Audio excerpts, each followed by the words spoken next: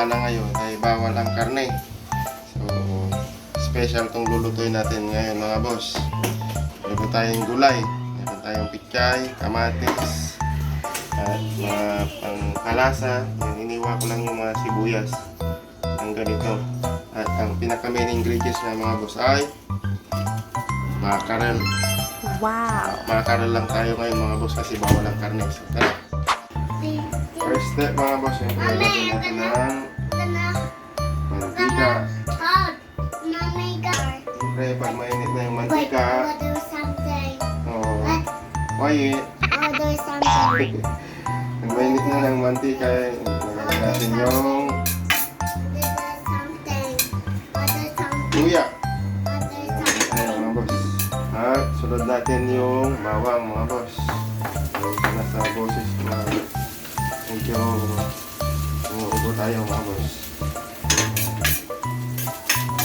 Haluin lang. At pag golden brown na yung bawang natin mga boss, lagyan na natin yung sibuyas.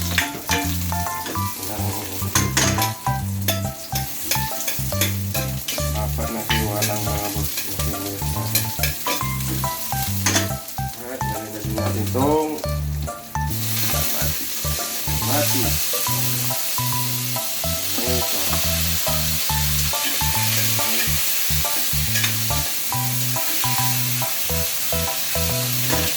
Siyempre, yung main ingredients natin mga boss, yun o, mackerel. Wala, nagsabaw na muna. Siyempre, takpan natin yan. Pakukulan lang natin yung mga boss ng mga 3 minutes. Tumulo na mga boss, yan, tumulo na siya. Yan na yung natura niya. Siyempre, may timplada na yan mga boss, kaya lagyan na lang natin ng paminta. Hindi lang mga boss, para hindi masyado. Siyempre, lagyan na natin yung karne. What? Isda. So magkaiba yung binili namin mga boss, ang Mega at Unipack. Baka naman yung Mega Sardines na mackerel, 4 yung laman.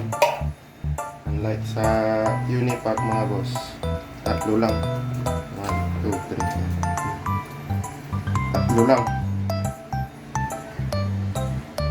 Ano talaga? Iba natin. Vlog. Lang. Mga gawain ng Pilipino yan mga boss. Niluluglugan yung lata. At lagay na natin itong pechay. May sili. Quality.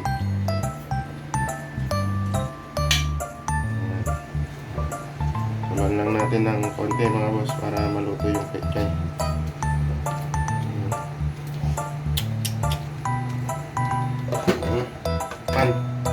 At pag kumulo na mga boss, siyempre titikman natin yan.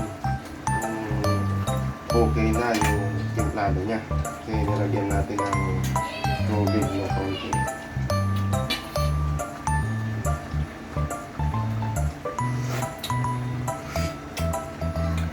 Wow! Okay na to. Sarap na. Sarap. Tignan natin din yung ating videographer mga boss.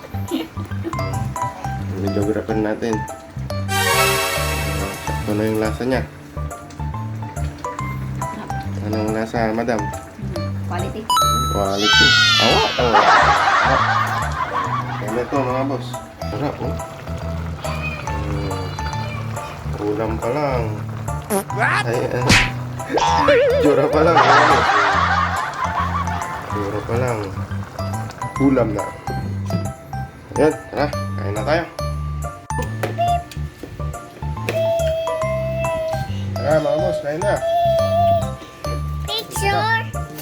My smile. My picture. Dapat sili.